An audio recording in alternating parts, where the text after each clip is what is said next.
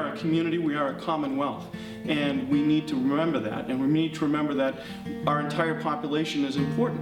I just read an article recently in the New York Times, and they were talking about how 75% of people in the country that access programs like ours are actually part of a household where the head of household works. And I think most people would be surprised to understand that. I think people have a misperception about poverty, and they think that poverty means someone's not working, they're on welfare, and that they're not trying. Well, I think poverty in general impacts our community in a lot of different ways. It forces people into decisions that they wouldn't normally make. It is really stacked against people. How are you supposed to get up and out of that situation when you're working as hard as you can, sometimes multiple jobs, and you're still barely scraping by, and that one thing can just send you into a really significant debt?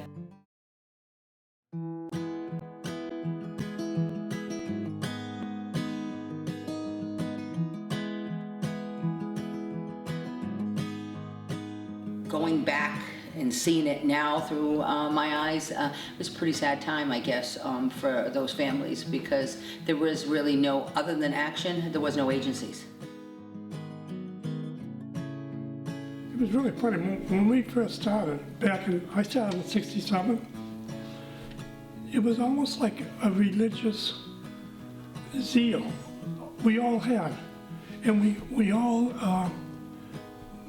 participated.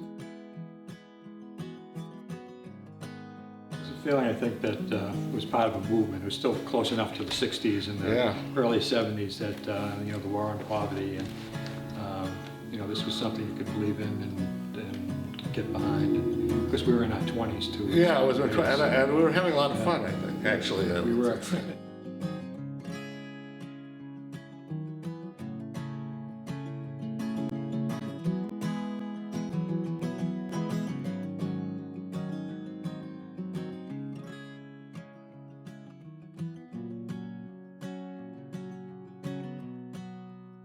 Actually, one of the first programs ever in action was Neighborhood Youth Corps, which was really an employment program for youth. And in the early 70s, after the Vietnam War, there was a public service employment program called the Emergency Employment Act. And then that later became CETA, the Comprehensive Employment and Training Act. Action takes the first step in a lot of things. When, as you know, Vice President Fisherman's wives and the fishing started to decline, we're talking about almost 20 years ago, things started changing with the amendments. Action actually started the first, and I was actually a part-time employee, to do a retraining for fishermen. One of the major factors that make things difficult for Gloucester people is the access to opportunities outside of Cape Ann. People don't realize that in the inner city there's people who at one time did very well working in fish processing plants, out at sea fishing. A lot of the things that kept Gloucester economically viable have disappeared over time.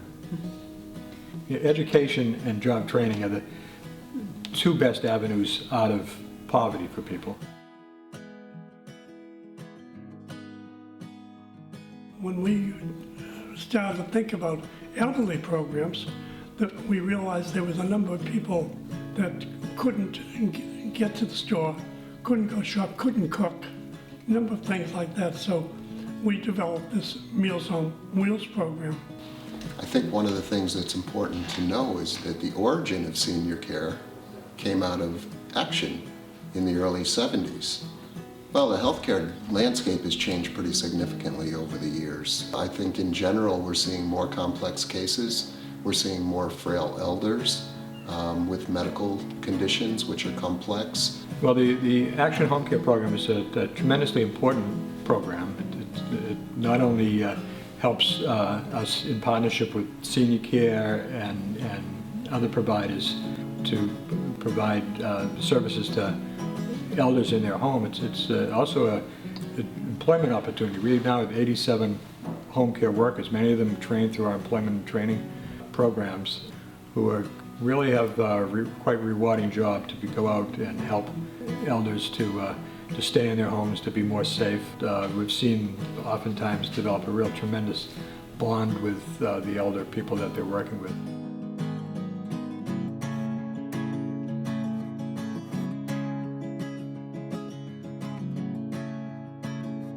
We knew people were sleeping on the street under the State-Fort Park, under the trees and down under the boats. We knew all that. We wanted to do something about it, so I rented a storefront downtown and solicited soft cushion chairs. Landlord called me one day and he said someone was going by and they happened to look in the window and they saw people sleeping on the chairs. And I said, well, I can't believe it, but I'll investigate. So I got back to him after the lease was over and told him that it was correct, that I did find people sleeping, but the lease was over. And by that time, I had a proposal put together with the State Department of Welfare asking for funding to open up our first shelter.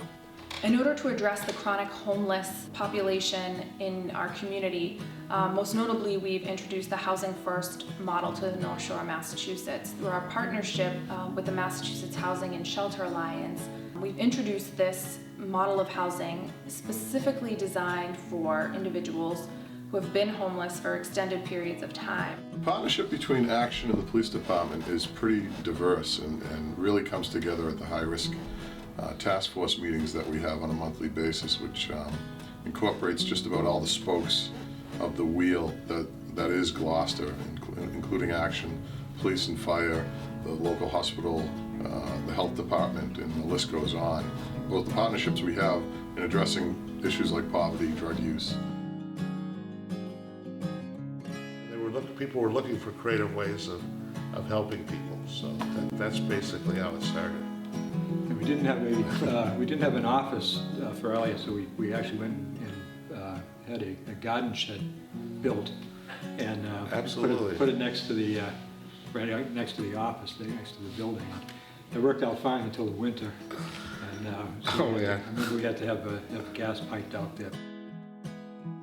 When the oil crisis came in, there were two ways of trying to help people. One was to help pay their bills, and another way was to help reduce the amount of energy they used.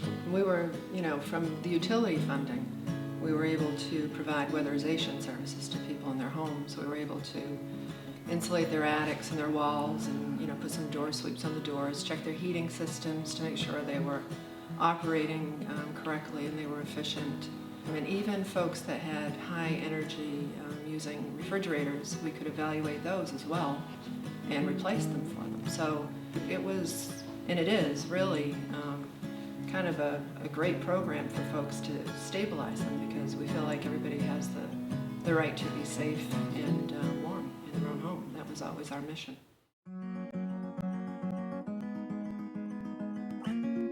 Our Compass program really started because of the shelter. We found that people coming to the shelter were not graduating from high school.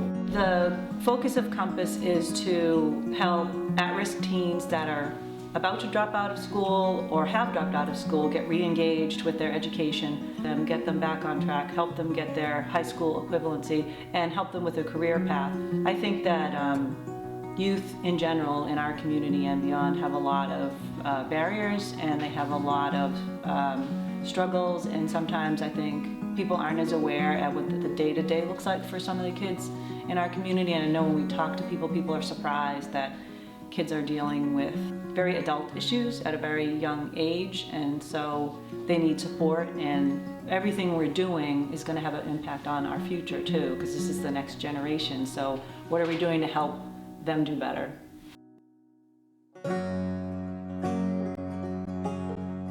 I think we do a really good job of recognizing the needs of the community in terms of homelessness, of poverty, things like that.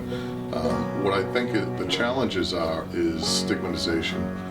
In some instances, we have people or associations that don't realize that what this represents is something that affects all of us, and and that we need to work together to find solutions for people who are in need of. You know, back when the war on poverty started, the reason why these things were so successful initially is because, you know, wages were growing in parallel with the economy.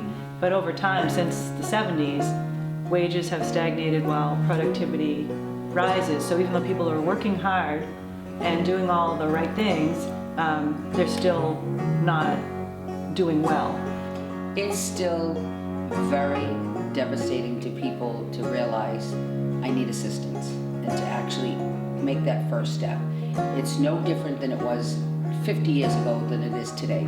I think poverty is crippling, that in order to advance and to move families forward, families need a helping hand. It just is not enough to work hard. The figures just don't add up. But what I really like about Action is how they take care of the dignity of the person and that they're very caring about the needs of the people.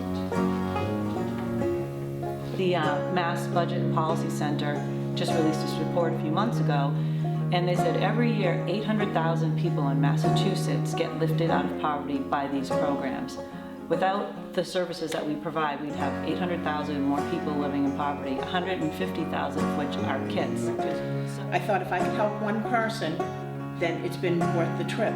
So here I am 32 years later, and I think it worked.